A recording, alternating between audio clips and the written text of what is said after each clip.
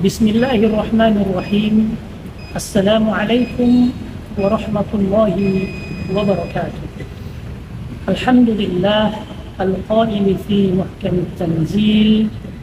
Ya ayyuhalladzina amanu taqullaha haqqa tuqatih wa la tamutunna illa wa antum muslimun. Asyhadu an la ilaha illallah wahdahu la syarika lah وأشهد أن محمدا عبده ورسوله لا نبي ولا رسول بعده اللهم صل وسلم وبارك على نبينا وحبيبنا وقرة أعيننا محمد وعلى آله وصحبه ومن تبعه واقتدى بسنته إلى يوم الدين أما بعد. Kaum muslimin yang berbahagia, alhamdulillah kita masih berada dalam suasana bulan suci Ramadan, bulan yang penuh dengan kemuliaan, penuh dengan keberkahan, rahmat, ampunan dan itqun minan nar. Salawat dan salam semoga tercurahkan pada baginda besar Nabi Muhammad sallallahu alaihi wasallam. Beliau merupakan panutan kita, teladan kita dalam membangun dan mengimplementasikan visi dan misi kehidupan kita yang tentunya diorientasikan kepada kebahagiaan ukhrawi, yaitu jannatul na'im dan menggapai ridho Allah subhanahu wa ta'ala. Kaum muslimin yang berbahagia, segmen terpenting daripada rangkaian ibadah puasa di bulan suci Ramadan sebagaimana terekam di dalam ayat Al-Quran yang kami bacakan di awal tadi, terletak pada kalimat terakhir, yaitu la'allakum tattaqun. Semoga, mudah-mudahan kalian semua menjadi orang-orang yang bertakwa. Apakah takwa itu? Al-Imam Ali bin Abi Thalib radhiyallahu ta'ala anhu suatu ketika pernah ditanya tentang apa itu takwa. Beliau kemudian menjelaskan dengan jami'ul kalim, sebuah ungkapan yang ringkas namun syarat dan padat serta menghimpun seluruh makna dan arti. Beliau berkata, at-taqwa huwa al-khawfu minal jalil wal 'amalu bit-tanzil wal qana'atu bil qalil wal isti'dadu li yaumir rahim. Inilah kemudian yang menjadi 4 pondasi atau 4 pilar daripada ketakwaan seseorang. Ketika ini kemudian bersemayam, ketika ini kemudian mampu kita tegakkan dalam diri dan jiwa kita, maka kita berhak mendapatkan predikat muttaqun, la'allakum tattaqun. Yang pertama, kata beliau, adalah al-khawfu minal jalil. Apakah al-khawfu minal jalil itu? Imam At-Tusi menjelaskan bahwa al-khawf itu adalah sikap rasa takut terhadap iqab, sanksi atau siksaan yang nanti akan menimpa kita sebab karena perilaku kita yang melanggar atau perbuatan kita yang melanggar perintah-perintah dan larangan Allah subhanahu wa ta'ala. Kekhawatiran yang muncul, kegelisahan yang muncul, kegalauan yang muncul karena iqab, sanksi dan siksaan tersebut atas apa yang kita lakukan berupa dosa dan kemaksiatan, itulah kemudian yang dimaksud dengan al-khawfu minal jalil. Adanya rasa takut terhadap Allah subhanahu wa ta'ala. Rasulullah sallallahu alaihi wasallam suatu ketika pernah memberikan sebuah ibarat, permisalan terhadap orang mukmin dan orang yang fajir atau orang yang dekat dengan kemaksiatan. Kata beliau sallallahu alaihi wasallam, sebagaimana diriwayatkan oleh Imam Al-Bukhari dari Ibnu Mas'ud radhiyallahu ta'ala, al-mu'minu yara dhunubahu ka'annahu qa'idun tahta jabal yakhafu an yaqa' alayhi.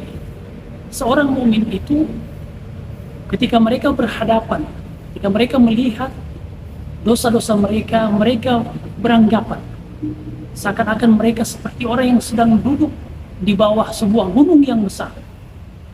Ia takut bila mana gunung tersebut kemudian menimpa dirinya. Sebaliknya, seseorang yang fajir berbanding terbalik dengan al-mu'min. Kata Rasulullah, al-fajiru yara dhunubahu kazubabin marra ala anfihi faqala bihi hakada. Orang yang dekat dengan kemaksiatan, dekat dengan dosa, jika berhadapan dengan dosa-dosanya, ia menganggap dosa-dosa tersebut layaknya sebuah atau seekor lalat yang mampir atau melintas di atas hidungnya. Lalu kemudian dia menepisnya dan mengatakan hanya seperti ini saja. Banyak. Seorang mukmin, dosa kecil pun akan membuat dia betul-betul gelisah, seakan-akan gunung yang akan menimpa dirinya. Tapi seorang yang fajir, yang gemar dengan kemaksiatan, dosa besar pun dianggap sepele olehnya, seperti seekor lalat yang mampu ditepis dan lari begitu saja. Kaum muslimin yang dirahmati Allah, ini merupakan pilar pertama daripada ketakwaan menurut Al-Imam Ali bin Abi Thalib radhiyallahu taala anhu. Pilar yang kedua menurut beliau adalah al-amalu bit-tanzil. Apakah al-amalu bit-tanzil ini? Al-amalu bit-tanzil secara literal dapat kita artikan, kita terjemahkan sebagai mengamalkan apa yang tertera, apa yang terang di dalam Al-Quran Al-Karim. Al-amalu bit-tanzil adalah sikap di mana kita kemudian betul-betul percaya dengan hakul yakin tentang segala sesuatu yang tertera, yang termaktub di dalam Al-Quran tersebut, berupa berita-berita, informasi-informasi dan sebagainya. Sehingga apa yang dihalalkan oleh Al-Quran, maka kita pun akan menghalalkannya, dan apa yang diharamkan oleh Al-Quran, kita pun akan mengharamkannya. Tiada sedikit pun keraguan di dalam hati kita tentang kandungan Al-Quran tersebut. Tidak ada sedikit pun. Allah Subhanahu wa Ta'ala menjelaskan bagaimana kemudian orang-orang kafir itu dihilangkan, disia-siakan amal kebajikan mereka. Amalan-amalan yang mereka lakukan dianggap tidak ada sama sekali. Dan itu disebabkan karena mereka membenci Al-Quran. Mereka tidak suka, mereka ragu dengan Al-Quran. Sebagaimana di dalam Al-Quran surah Muhammad ayat 8-9 tersebut. Jamaah yang berbahagia, ini merupakan pilar kedua, yaitu al-amal bil-tanzil. Maka tidak sepantasnya kita menjadi orang-orang yang meragu dengan kandungan Al-Quran. Jangan sampai kemudian kita termasuk orang-orang yang dikeluhkan oleh Rasulullah SAW ketika beliau melapor kepada Allah Subhanahu wa Ta'ala. Sebagaimana dalam Al-Quran disebutkan, wa qala ar-rasul ya rabbi inna qaumi ittakhadhu hadzal qur'ana mahjura. Rasulullah SAW mengadu kepada Allah, ya Tuhanku, sesungguhnya umatku, orang-orang penduduk Mekah, mereka meninggalkan Al-Quran, mereka meragukan Al-Quran, mereka mengacuh terhadap Al-Quran. Kaum muslimin yang berbahagia, pilar yang ketiga daripada takwa adalah al-qana'atu bil qalil. Al-qana'atu bil qalil adalah sikap di mana seseorang mengisi jiwanya dengan keridhaan pada Allah Subhanahu wa Ta'ala, sembari dia tidak pernah merasa marah, dia tidak pernah merasa mengeluh terhadap apa yang terjadi pada dirinya berupa takdir Allah Subhanahu wa Ta'ala. Ia percaya dan ia yakin bahwa keridhaan Allah Subhanahu wa Ta'ala itu jauh lebih utama, jauh lebih prioritas. Al-qana'ah bil qalil, sikap puas terhadap apa yang diberikan oleh Allah Subhanahu wa Ta'ala, merupakan obat terhadap penyakit-penyakit hati, dengki, hasad, kecewa, marah, putus asa dan sebagainya. Sebaliknya, ia ibarat penerang bagi jiwa dan hati kita. Ia menjadi pemicu munculnya rasa syukur terhadap apa yang diberikan Allah Subhanahu wa Ta'ala. La in syakartum la azidannakum wa la in kafartum inna azabi lasyadid. Bila mana kalian bersyukur terhadap nikmat-nikmatku sekecil apapun itu, maka aku akan tambahkan nikmat tersebut. Sebaliknya bila kalian kufur, maka aku akan siksa kalian dengan siksaan yang pedih. Kaum muslimin yang dirahmati Allah Subhanahu wa ta'ala, pilar yang keempat atau yang terakhir daripada ketakwaan adalah al-isti'dadu liyaumir rahim. Apakah al-isti'dadu liyaumir rahil?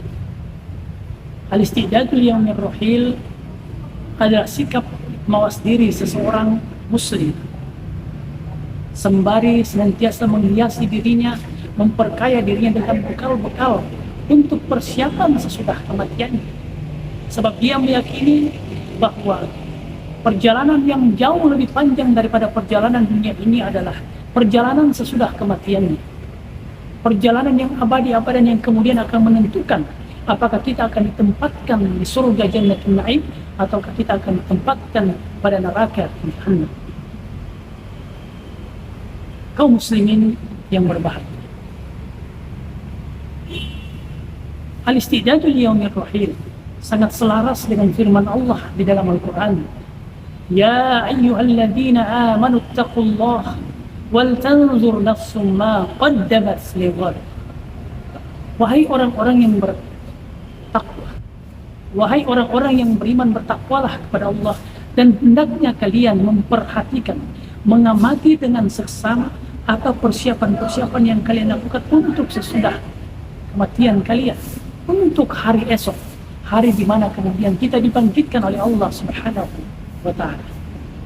Ketahuilah kaum muslimin yang berbahagia, inilah bentuk kecerdasan yang hakiki dalam perspektif agama Islam.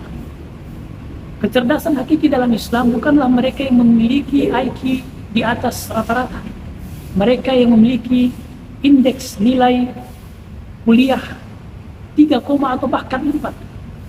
Tetapi kecerdasan yang hakiki dalam perspektif Islam adalah mereka yang mampu mempersiapkan bekal sebaik-baiknya untuk sesudah kematian mereka.